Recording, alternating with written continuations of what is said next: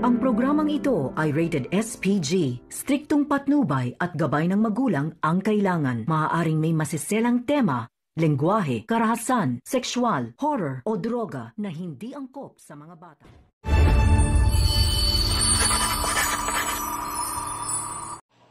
Narito na nga ang ating advance highlight update sa Hating Kapatid.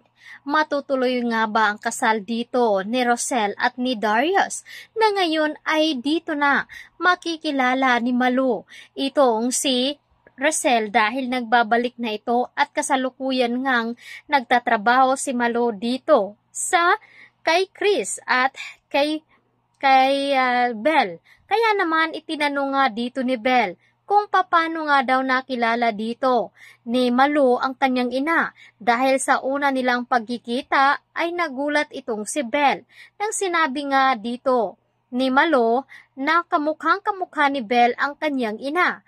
Kaya naman agad na kinausap dito ni Via itong si Malu at pinapayagan ngang mamamasukan bilang bagong mayordoma nila ni Chris.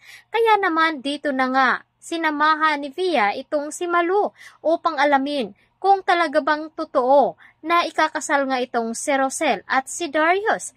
Kaya dito na nga ba malalaman at matutuklasan na ito palang si Belle ay ang anak nga dito ni Rosel na ipinagpalit nga dito ni Malu noon, na itong si Tali ay anak naman dito ni Melania.